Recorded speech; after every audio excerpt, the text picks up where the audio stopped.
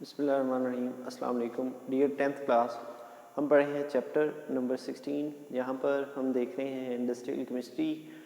इसके अंदर हमने देखा है कि आप लार्ज स्केल प्रोडक्शन कैसे कर सकते हैं केमिकल्स की और क्या ज़रूरियात हैं हमारी उन केमिकल्स को लेकर। हम उन्हें घरों में यूज़ करते हैं, हम सफाई के मकासद के लिए अद्वियात में या फसलों में उन्हें यूज़ करते हैं। तो उनको बनाना जो है हमारे लिए बहुत अहम है और लार्ज स्केल पे बनाना बहुत अहम है आबादी के तनासब के लिहाज से। तो यहाँ पर आज हम सीख रहे हैं, हमारे पास जो है मेटलर्जिकल टेक्निक्स। इनमें हमने देखा था कि मेटल्स को मिनरल्स से अलहदा किया जाता है और प्योर मेटल हासिल किए जाते हैं।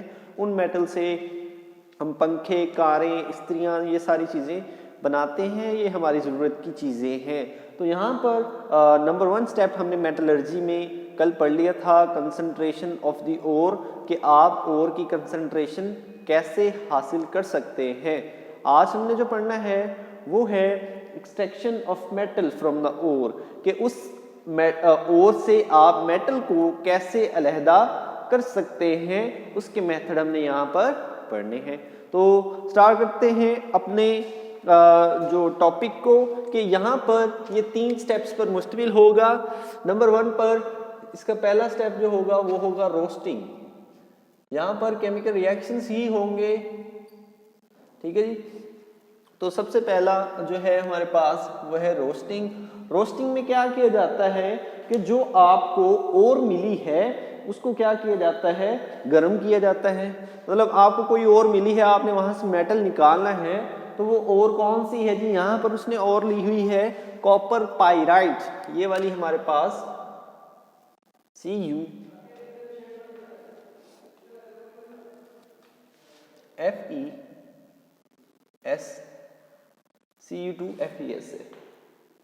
CuFeS2 है, ठीक है जी। ये वाली है हमारे पास कॉपर पाइराइट। इस कॉपर पाइराइट को लेकर हमने क्या किया है, इसे हीटअप किया है। हीटअप करने के नतीजे में हमें मुख्तलिफ चीज़ें यहाँ पर मिली हैं। हमने क्या किया है, इसे ऑक्सीजन के साथ रिएक्ट करवाया है, ठीक है जी। Cu2 इधर करके लिख लेते हैं क्योंकि हमने उधर भी लिखना है। हम लिखते हैं जी Cu2FeS, ठीक है जी। इसको किससे रिएक्ट करवा रहे हैं हम, O2 के साथ। तो हमारे पास क्या क्या बनता है, हमारे पास बनती है जी 3 चीज़ें। वो कौन कौन सी हैं, एक है Cus और एक है FeO और एक है SO2। ये वाली हमारे पास 3 चीज़ें बनती हैं पहले स्टेप में, जिसे हम क्या कहते हैं, रोस्टिंग। कॉपर पाइराइड मैंने लिए है, ऑक्सीजन के साथ रिएक्ट किया है, हीट किया है, गर्म किया है, तो हमारे पास कॉपर सल्फाइड, आयरन ऑक्साइड और सल्फर डाइऑक्साइड बन गए हैं। ये वाला हमारा जो है पहला रिएक्शन है। इसी को लेकर हम क्या करेंगे, इसको यूज करते हैं आयरन सल्फाइड जो है हमारे पास, इसको यहाँ पर ये वाला जो है हमारे पास आयरन सल्फाइड है, ऑक्साइड नहीं है, सल्फाइड। अब ये वाला जो आयरन सल्फाइड है इसको लेकर हम दोबारा से हीटअप करेंगे। इसको हीटअप किया फिर से किसके साथ, ऑक्सीजन के साथ, तो ये हमारे पास क्या बना देगा, FeO + SO2, ठीक है। यहाँ से भी सल्फर डाइऑक्साइड बनेगी और FeO बनेगा, आयरन ऑक्साइड इसे कहते हैं। अब ये वाला जो आयरन ऑक्साइड है इसको लेंगे और इसे रिएक्ट करवाएंगे सिलिका के साथ। ये रेत का फार्मूला होता है SiO2, तो ये हमारे पास बन जाएगा आयरन सिलिकेट।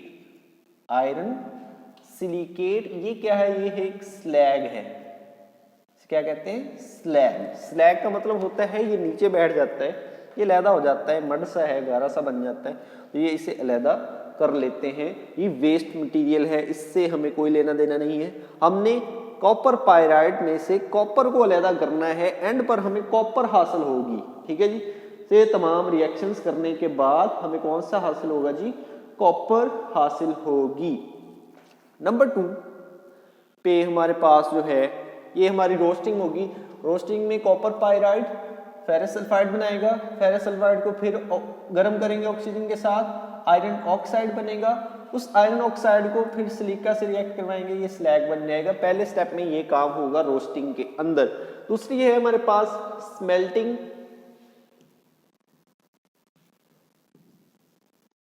अब स्मेल्टिंग में एक खास आला यूज किया जाता है जिसे स्मेल्टर कहते हैं, ठीक है जी।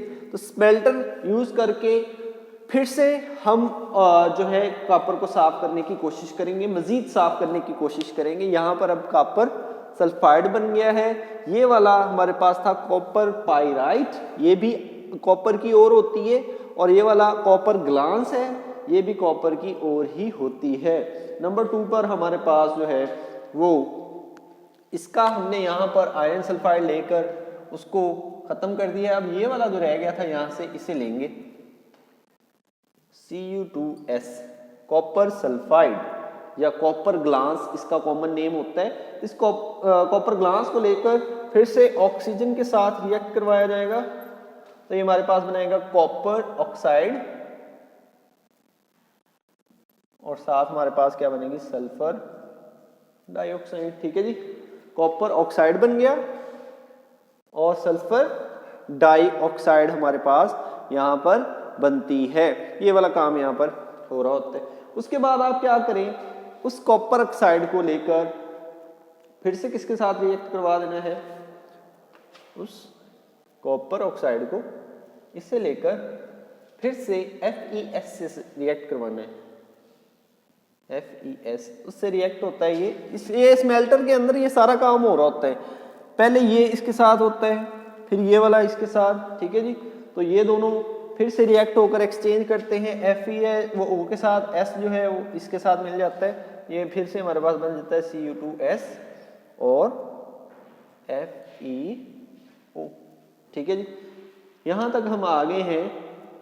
ये वाले जो हमारे पास थे रिएक्शंस, पहला रोस्टिंग है। रोस्टिंग के अंदर ये काम होता है कि ये स्लैग बन जाता है, लास्ट पर कॉपर पाइराइट से शुरू होता है और एंड पर स्लैग बन जाता है। 3 रिएक्शंस हैं ये। इन 2 रिएक्शंस में क्या हुआ है, स्मेल्टिंग के अंदर यहाँ से कॉपर सल्फाइड से ऑक्सीजन रिएक्ट करके सल्फर डाइऑक्साइड गैस बनी है। ये गैस यहाँ से निकलती रहेगी हमेशा, ठीक है जी। हम सल्फर को वहाँ से निकाल रहे हैं, हमारा मकसद है इसको साफ करना। सल्फर यहाँ से किस सूरत में निकलेगी, हमेशा SO2 की सूरत में निकल जाएगी। इसमें से हमने सल्फर को निकालना है, हमने कॉपर साफ करनी है, SO2 की शक्ल में निकलेगी और आयरन हमारे पास इस शक्ल में निकलेगी, FeSiO3। आयरन इस शक्ल में निकल जाएगी, सल्फर इस शक्ल में, तो क्या रह जाएगा हमारे पास, सिर्फ और सिर्फ कॉपर जो हमें चाहिए प्योर शक्ल में। लास्ट जो हमारे पास रिएक्शन है वहां पर हम क्या करेंगे, वहां पर हम फिर से लास्ट जो है हमारे पास बेसिमराइजेशन है। बेसिमराइजेशन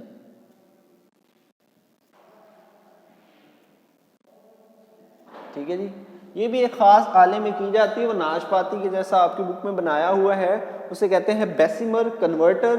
उस बेसिमर कन्वर्टर के अंदर हम ये चीज़ें डाल देते हैं जो हमारे पास बनी है सारी की सारी, कॉपर सल्फाइड है, आयरन ऑक्साइड है, इन सबको वहाँ पे हम डाल देते हैं। फेरस सल्फाइड है ये वाला, ये सारा कुछ उसमें है, मिक्स होता है, कुछ रिएक्ट करेगा कुछ बाकी रहेगा, ये सारा कुछ उसमें मिक्स होता है।